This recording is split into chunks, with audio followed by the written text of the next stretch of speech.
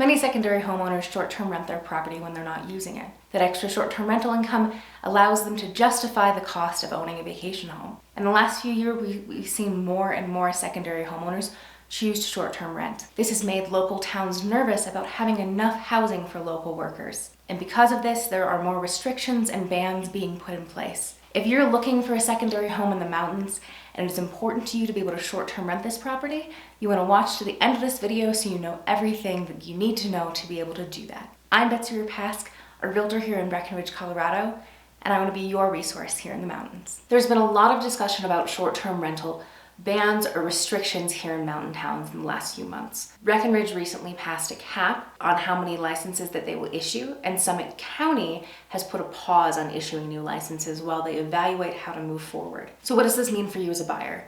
It means that you may want to reevaluate the criteria or the location of the property that you're searching for. If you want ski in, ski out, you may want to consider an area like Keystone or Copper that have been exempt from the restrictions. Or you could look at a condotel in Breckenridge that is also exempt. The cap that is in place in Breckenridge is only for city limits, so if you're outside those city limits, you might still be able to get a short-term rental license. If you're in the unincorporated part of the county, unfortunately, that mostly surrounds Breck city limits, that is the area that is currently impacted by the pause that has been put in place, the moratorium that the county has put in place through December while they reevaluate how they're going to issue licenses going forward. There's discussion of having different types of licenses for primary owners, secondary owners, and investors that would have different sets of limitations. So there's no guarantee that you could get a short-term rental license if you bought in those unincorporated areas that surround Breckenridge, but there is a good chance. If you want to guarantee that you're able to short-term rent, or at least be able to apply for a license,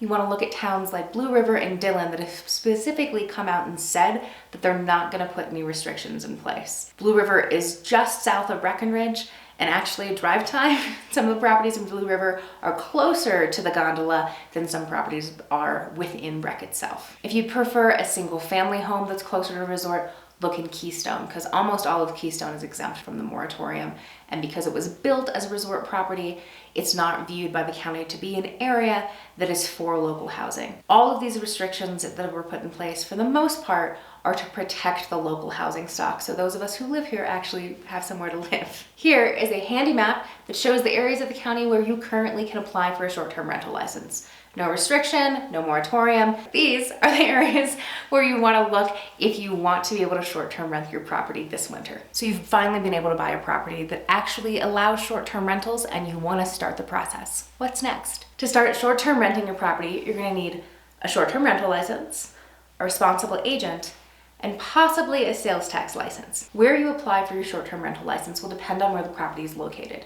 If you're within town limits, you'll apply to that town. If you're outside of town limits, you're in an unincorporated part of the county and you will get your license through the county. I'll put links in the description below for both the towns and the county links to start your short-term rental applications. And just so it's a little more clear, here's a map.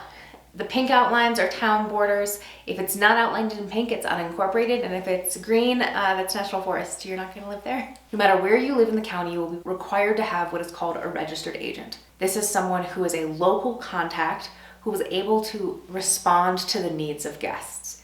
This rule was put in place because we were having issues where people were self-managing from Denver or Colorado Springs, and a guest would have an issue. Light would go out, the power would go out, toilet would overflow, and they couldn't get in touch with their Airbnb host, or their Airbnb host, the RBO host, would say, I'll be up in the morning. And then they would call 911. And let me tell you that the police do not view your overflowing toilet as their issue.